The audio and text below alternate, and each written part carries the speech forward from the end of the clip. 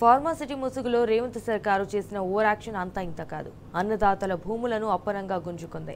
ఇప్పుడు ఆ భూములను ఫ్యూచర్ సిటీకి మళ్లించే కొత్త కుట్రకు తెరతీసింది. ఈ నేపథ్యంలో కాంగ్రెస్ ప్రభుత్వ దుర్మార్గాలపై ఫార్మాసిటీ వ్యతిరేక పోరాట కమిటీ జంగ్ సైరన్ మోగించింది. అండ్ ఫార్మాసిటీ ఫ్యూచర్ సిటీ పేరుతో అన్నదాతలకు రేవంత్ సర్కారు అన్యాయం చేస్తోందని మండిపడింది. ఎలక్షన్ ముందు రైతుల భూములు కాపాడతామని మాటలు చెప్పిన కాంగ్రెస్ ఇప్పుడు అన్నదాతల భూములను చెరబెట్టడం సరికాదని తేల్చి చెప్పింది. అయితే ఫార్మాసిటీ కోసం సేకరించిన భూముల్లో ఫ్యూచర్ సిటీ కట్టడం చెల్లదని స్పష్టం చేసింది.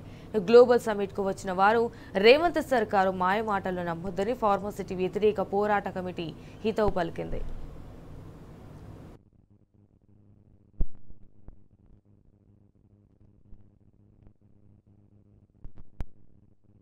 చట్ట ప్రకారం ఫార్మాసిటీకి సేకరించిన భూములను ఫ్యూచర్ సిటీకి మళ్లించడం సాధ్యం కాదు.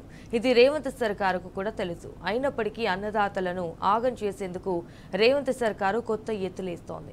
ఈ నేపథ్యంలో ఫార్మాసిటీ వ్యతిరేక పోరాట కమిటీ గ్లోబల్ సమ్మిట్ కు వచ్చిన అతిథులు జాగ్రత్తగా ఉండాలని హితవు పలికింది. అయితే రేవంత్ సర్కారు మాయమాటలు నమ్మి మోసపోవద్దని హెచ్చరించింది. ఇంతకు ముందే స్టేలు ఉన్న భూములను ఫ్యూచర్ సిటీకి మళ్లించడం ఎట్టి పరిస్థితుల్లోనూ సాధ్యం కాదని తేల్చి చెప్పింది.